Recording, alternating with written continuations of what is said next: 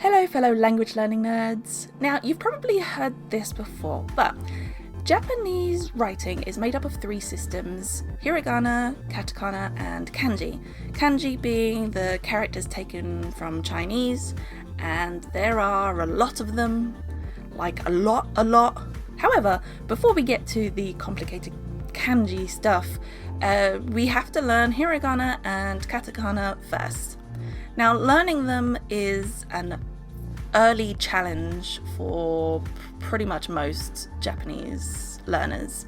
Hiragana is phonetic and so represents all the sounds possible in the Japanese language. Katakana is phonetic and so represents all the sounds possible in Japanese. Yeah, so after you learn Hiragana, you have to do the whole process over again, just so you can get Katakana in your head as well. Now, I can't tell you how to learn them. What methods work for one person is not necessarily going to work for the next. But the least I can do is tell you what I did. Just before I get to that though, I would like to reassure anyone who's just starting their own process to learn Hiragana and Katakana. I remember feeling like this was going to be such a huge mountain to climb, but really once I kind of got over that huge mountain, I kind of realised that it really wasn't that bad. Have you ever seen one of those jokes in like film or TV where someone's like hanging off the side of a cliff and they're like, they have to let go, but they're too scared and like, no, I'll surely die. And they're like, let go. No, I can't do it. It's too high. And then they finally let go. And it turns out they're like 5 inches from the ground. Learning Hiragana and Katakana is a little bit like that. Once you have learned Hiragana and Katakana, you then look beside you and see the massive volcano that is kanji. But that's a problem for future you. Okay, let's get to some specifics on what I did to learn Hiragana and Katakana. There are 4 things that I did, and for number 1, I have to get my geek on. I read manga, lots of manga, that I didn't understand. Weirdly, this did actually help me. So manga often, not always, but often has Hiragana next to kanji, so that you know, no matter your level, how to pronounce it. It meant that I had manga just full of Hiragana. So what I would do is I would just open it up and go through each single Hiragana, and just kept checking each one up to be like, oh, that is that one, that is that one, this is that one. And the more I did it, I started to remember some of them, and I wouldn't have to check it up. I would know that this Hiragana represents the sound meh or something, you know? The amount of times I would have to check what Hiragana I was trying to read would slowly decrease. I completely understand that this is not a method for everyone, and that I am just a very stubborn nerd. I can't deny it helped me though.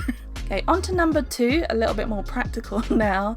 Early on in my Japanese learning journey, I had a friend of mine give me her sheet that had all the Hiragana and Katakana all laid out perfectly in their 2 charts. And I kept this sheet with me all the time. Whenever I was studying, I would always make sure that it was out beside me, so that whenever I came across a Hiragana or Katakana that I wasn't sure about, or if I was trying to remember one to write down, it would just take me like 2 seconds to look it up. It was right there. The answer was right there beside me. I know it's simple enough to do a quick Google check or something, but just having something that sped up that checking process was just so useful, so beneficial, I think. It kept my study session flowing. It wasn't like I had to pause the whole thing to be, wait a minute, I need to check something up. I could just move straight on. Also, because it was a sheet of paper, it was really simple to be able to just slip it into whatever textbook I was using, so that the next study session that I was having, I would open it up and there it is, easy peasy. It seems like such a simple thing, just have it on a piece of paper right beside you. But again, it was very beneficial for me. Okay, on to number 3. This one is probably the most useful out of all the methods that I did, so I probably should have made it number 1, but it's too late. When you write Japanese using, say, English letters like this, it's called romaji, and it's probably what you'll be using when you very first start out learning Japanese. It's what I did, and my advice is to stop. Don't do that. Stop it.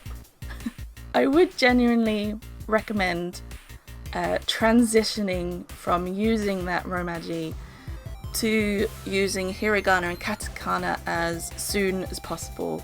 And it's going to feel slow at first because you'll have to keep checking it all the time, and you're not used to writing it, so you're going to be a little bit slow, especially when you compare yourself to just writing it out in, say, English lettering. But your speed and reading comprehension and usage of hiragana and katakana will speed up a lot quicker and a lot faster, and it will get you access to more